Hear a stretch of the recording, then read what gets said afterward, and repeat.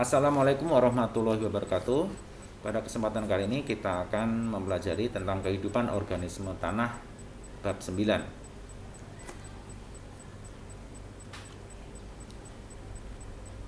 Sebelum mempelajari tentang kehidupan organisme tanah ini, baiklah mari kita simak peta konsep yang ada dalam bab ini. Yang pertama adalah tanah ya.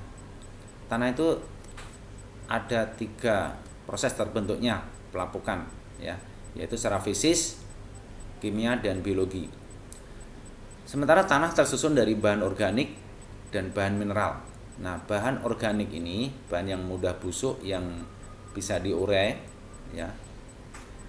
Terdiri dari organisme hidup dan organisme mati. Organisme mati nanti akan membentuk humus ya. Humus ini yang akan diserap lagi oleh tumbuhan. Organisme hidup meliputi akar tanaman, hewan, dan mikroorganisme.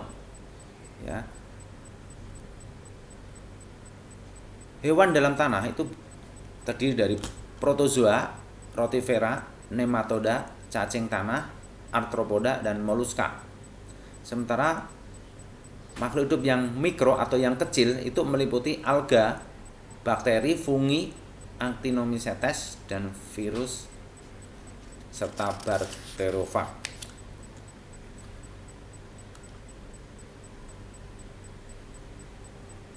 Baik, mari kita masuk ke pembahasan tentang tanah. Tanah merupakan habitat atau tempat hidup dari berbagai makhluk darat. Misalnya manusia, hewan, tumbuhan, maupun hewan-hewan kecil lainnya yang disebut mikroorganisme. Hewan membangun sarang atau tempat ya, tempat tinggalnya baik di atas permukaan maupun di dalam tanah. Berbagai organisme seperti jamur, lumut, bakteri, lipan, dan kalajengking hidup gitu, baik di permukaan tanah maupun di dalam tanah. Demikian pula tumbuhan ya, tumbuh di tanah dan menjadi tumpuan manusia untuk memenuhi kebutuhan makanannya.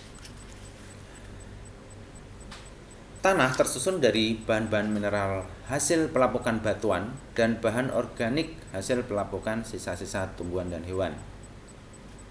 Ya, tanah merupakan medium atau tempat tumbuhan hidup. Ya.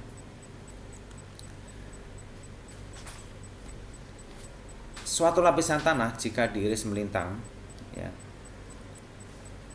itu akan kita lihat berbagai macam lapisan. Mulai dari atas adalah lapisan organik yang terkenal paling subur ya, dan lapisan di bawahnya adalah lapisan atas, tanah atas, dan lapisan tanah tengah, dan di bawahnya lagi adalah sedimen berupa pasir ya, di batuan endapan, dan paling bawah lagi adalah batuan induk.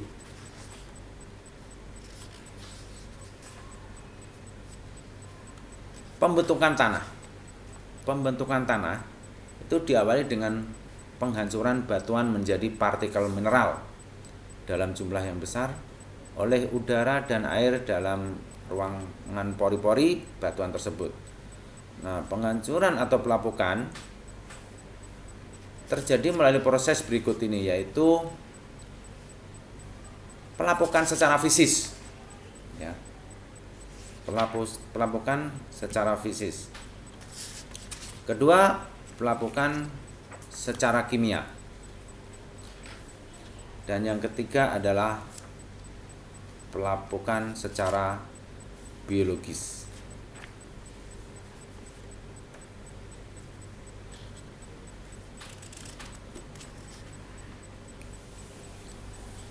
Faktor yang mempengaruhi pembentukan tanah.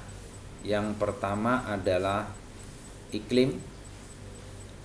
Kedua, organisme tanah, batuan dasar, topografi, dan waktu. Bapak jelaskan satu persatu ya tentang faktor yang mempengaruhi pembentukan tanah berikut. Pengaruh iklim sangat dominan dibandingkan faktor yang lain ya. Sebagai contoh, misalnya suhu dan curah hujan itu bisa mempercepat proses kimia dan fisik dalam pelapukan batuan. Selain itu, iklim juga mempengaruhi terhadap vegetasi. Ya. Organisme tanah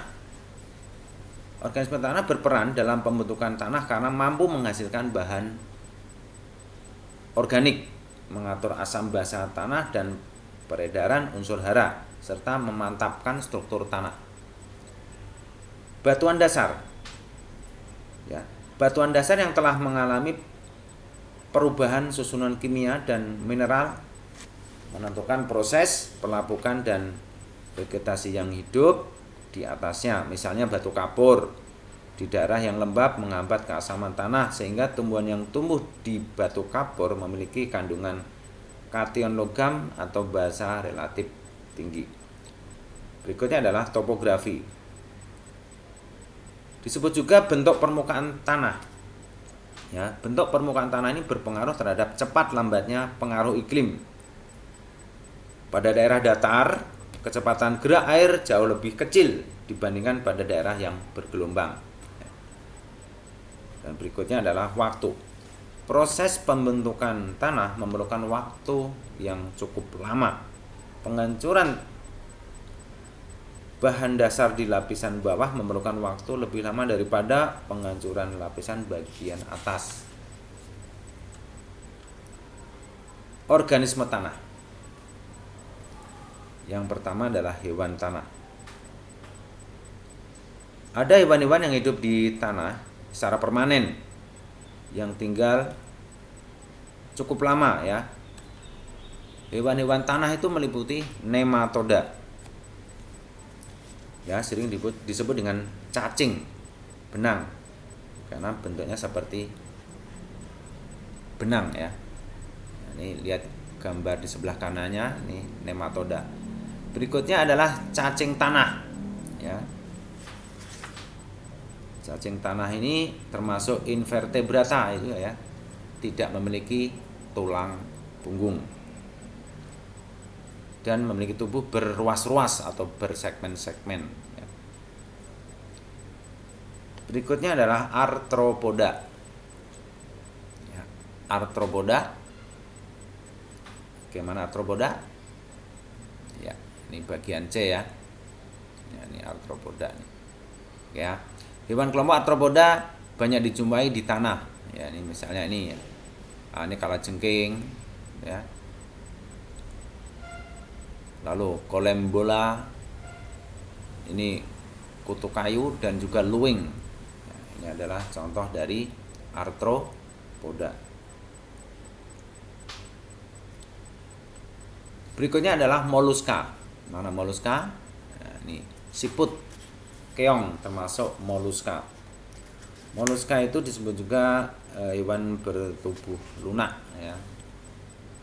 Sekali lagi contohnya adalah siput dan keong, ya.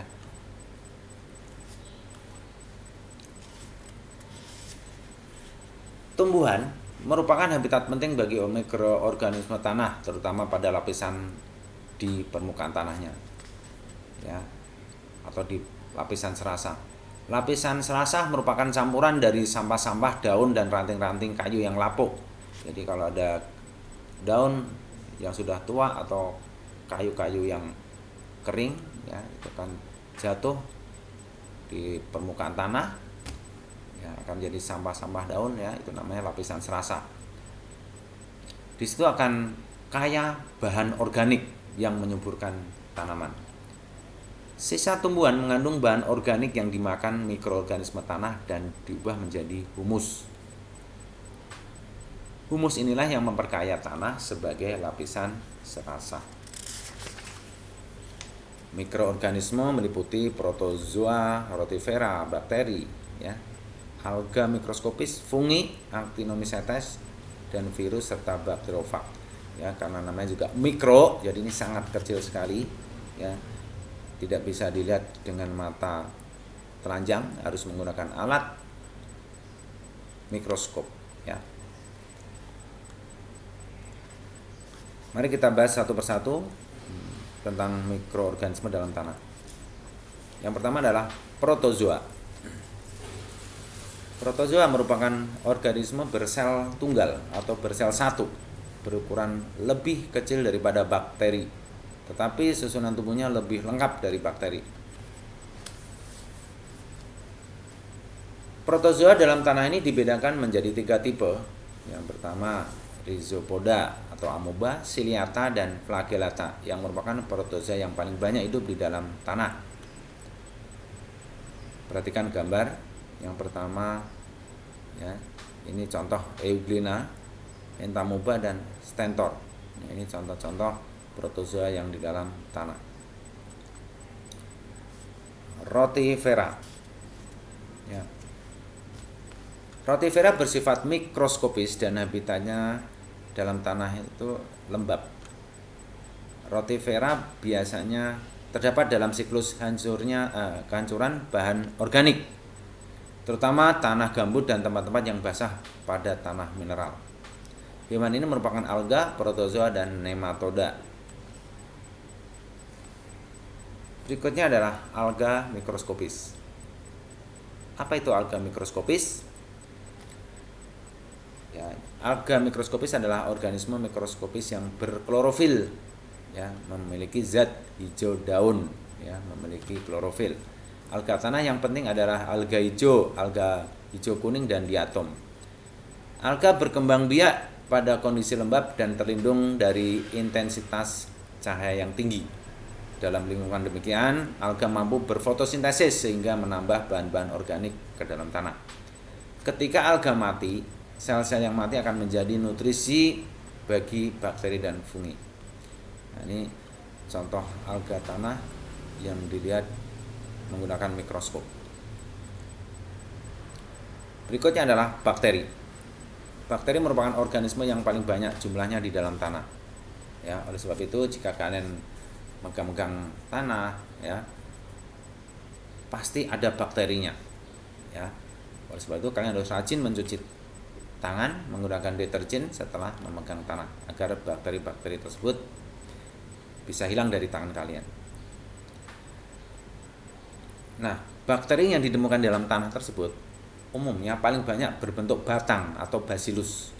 Ingat ya, yang di dalam tanah itu biasanya yang paling banyak adalah berbentuk batang. Disebut bacillus, kalau orang-orang bilang disebut baksil, ya. Beberapa jenis bakteri mempunyai flagela untuk berenang di dalam air tanah. Flagela itu seperti cambuk, ya, seperti ekor. Flagela seperti bulu cambuk. Nah, beberapa bakteri yang penting diantaranya adalah Atrobacter, Pseudomonas, Agrobacterium, dan Alkaligenes yang berpengaruh baik pada tanah, hewan, tumbuhan, dan manusia.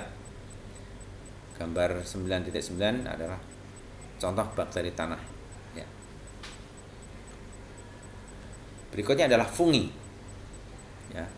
Fungi adalah organisme tanah yang berbentuk filamen atau hifa, ya. Fungi ini disebut juga jamur, ya, berperan sebagai dekomposer yang berfungsi menguraikan bahan-bahan organik, terutama senyawa-senyawa nitrogen kompleks yang dibuang menjadi amonium. Jadi kalau ada misalnya tikus mati, ada sisa-sisa makanan yang dibuang ke tanah, itu nanti akan ditumbuhi oleh jamur, ya, lama-lama akan terurai menjadi tanah kembali, ya. Jadi fungi di sini berperan sebagai dekomposer, menguraikan atau berfungsi sebagai pengurai bahan-bahan organik. Nah, ini contoh-contoh fungi yang terlihat, ya, yang hidup pada serasah daun. Yang B ini adalah hifa atau mirip akar, ya, mirip akar yang berkembang biak di dalam tanah.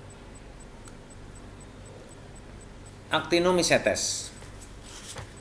Mikroorganisme ini menyerupai fungi, ya, sebab fase vegetatifnya mempunyai filamen yang halus dan berkembang biak dengan fragmentasi filamen.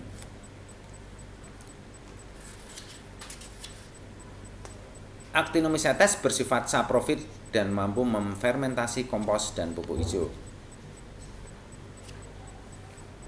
Beberapa spesies menghasilkan zat antibiotik seperti Streptomyces griseus menghasilkan streptomycin dan Streptomyces aureofaciens menghasilkan tetrasiklin. Nah, gambar 9.11 ini merupakan contoh Gordona amarae, merupakan Actinomycetes yang merupakan bakteri yang memiliki struktur seperti fungi. Ya, ingat, ini mikroorganisme yang menyerupai fungi. Virus dan bakteriofag. Semua virus bersifat parasit obligat dan sebagian besar tidak dapat bertahan hidup lama di luar inangnya. Kelompok virus yang hidup pada bakteri disebut bakteriofag dan jika berkembang biak dalam sel inang akan menyebabkan kerusakan sel inang tersebut.